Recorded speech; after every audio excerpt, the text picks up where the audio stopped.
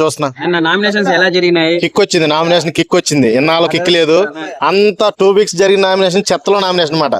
కానీ third week లో జరిగిన నామినేషన్ చెత్తతో మొదలైంది, సూపర్ హిట్ అయింది. మామూలుగా లేదు మాట. నాకైతే నేను చెప్పాను, ఫస్ట్ నుంచి చెప్తానే ఉన్నా, యష్మిని పృథ్వీని ఖచ్చితంగా ప్రతి నామినేషన్ లో పడేస్తారు, దాంట్లో ఎటువంటి డౌట్ లేదు. ఖచ్చితంగా ఇంకోటి ఏంటంటే యష్మి హీటెడ్ ఆర్గ్యుమెంట్స్ అబ్బాబాబాబా భలే ఉందిలే. అసలు రాత్రి అయితే నామినేషన్ లా లేదు, నాకు అసలు వాళ్ళ మీద కక్ష తీర్చుకున్నట్టు అనిపించింది. మణికంఠ అబ్సల్యూట్లీ సూపర్ అసలు.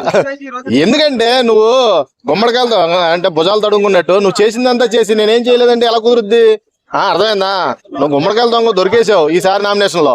పోయినసారి 2 నామినేషన్లు తప్పించేసుకున్నావు, చక్కగా సేఫ్ గేమ్ ఆడేసావు. ఈసారి నామినేషన్ లో పట్టేశారు నిన్ను గట్టిగా, ఇంకా నువ్వు ఎక్కడికి తప్పించుకుంటా లేదు.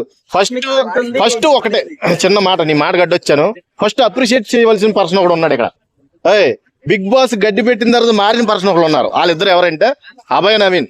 ఫస్ట్ అప్రిషియేట్ చేయాలా థర్డ్ వీక్ నామినేషన్స్ లో ఖచ్చితంగా. ఎందుకంటే సెల్ఫ్ నామినేషన్ కోరాడు బిగ్ బాస్. ఒకళ్ళైతే ఇద్దరు చీఫుల్లో ఒకళ్ళు సెల్ఫ్ నామినేట్ అవ్వాలా, అది మీ ఇద్దరే డిసైడ్ చేసుకుని అన్నాడు. ఆ విషయంలో అభయ్ నవీన్ వేరే ఛాన్స్ ఇవ్వాలా, నిఖిల్కి ఛాన్స్ ఇవ్వాలా. I appreciate that. సూపర్ అంటే సూపర్. నాకు బాగా బయటకు వచ్చేస్తాడేమో దాని వల్ల లేదు. శేఖర్ భాష లాగా ఇది హౌస్ మేట్స్ ద్వారా జరిగిన నామినేషన్ అయితే బయటికి వెళ్ళిపోతాడు నువ్వు అన్నట్టే. ఇది ఓటింగ్ ద్వారా జరిగిన నామినేషన్ అయితే అభయ్ నవీన్ ఎప్పుడు కూడా ఎవర్ గ్రీన్ సూపర్. మన యష్మిక గౌడ ద్రోహం చేసావు, ఫ్రెండ్షిప్ చేయాలి.